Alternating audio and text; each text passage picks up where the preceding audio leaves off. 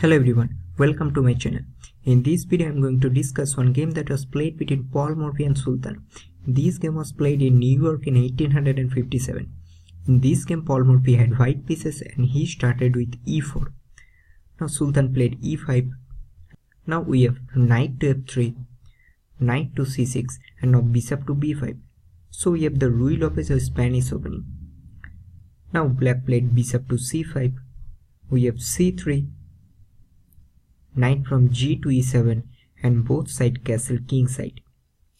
Actually in this position, instead of playing castling king side by black, the better will be to play bishop to b6. But black castle king side. Now we have d4, e takes on d4. If in this position bishop to b6, then simply knight from b to d2 and white is better. That's why black captured the pawn on d4. Now we have e takes on d4, c takes on d4, bishop to b6, d5, knight to b8 and now d6. Great move.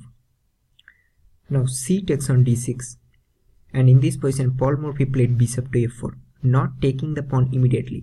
Well, in this position you can see that Paul Morphy can easily take the pawn with the queen, but he first developed the bishop and now threatening to capture the pawn. If instead of playing bishop to f4, if immediately queen takes on d6, then we have possibly this continuation.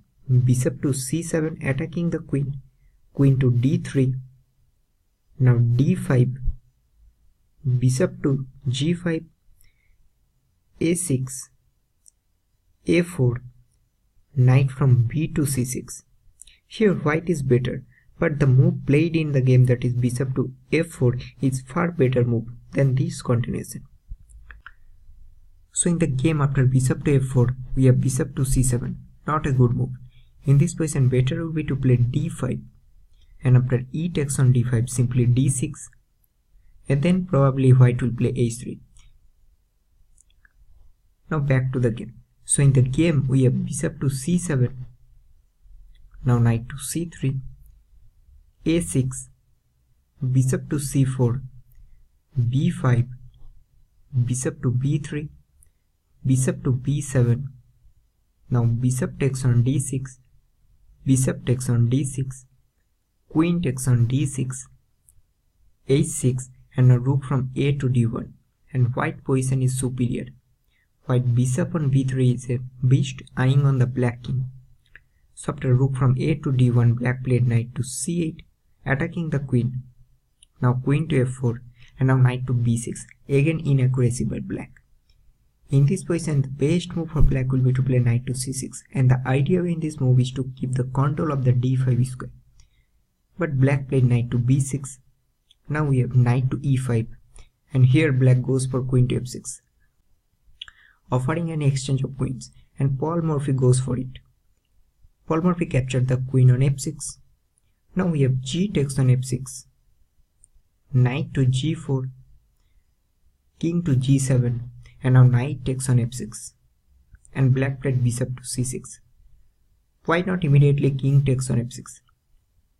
Now back to knight takes on f6. So if in this position black played king takes on f6, then simply rook to d6 check and you can see that this is also forking the knight. So after king to e7, simply rook takes on b6 and after bishop to c6, rook to d1, king to d8 and knight to d5 and black position is hopeless. That's why after knight takes on f6, black played bishop to c6. Now we have e5, a5, rook to d3, rook to h8 and now knight from c to d5. Now black played knight to c4 attacking the b2 pawn. Now bishop takes on c4, b takes on c4, rook to g3 check, king to f8 and now knight to b6 attacking the rook, rook to a7, now rook to d1, bishop to b5, rook to d4, now rook to c7 and in this position Paul Morphy played the move and black reset. What would you play in this position if you had white pieces? In this position, Paul Morphy played rook from d to g4 and black resigned the game. Why? So after rook from d to g4, in this position you can see that Morphy is threatening rook to g8 check. So if any random move like h5, then simply rook to g8 check, and after rook takes on g8, rook takes on g8 check, king to e7, and now simply rook to e8 is made. So that's a great game by legendary Paul Morphy. So that's all for this video. If you like this video, just click on the like button and please subscribe to my channel. Good luck.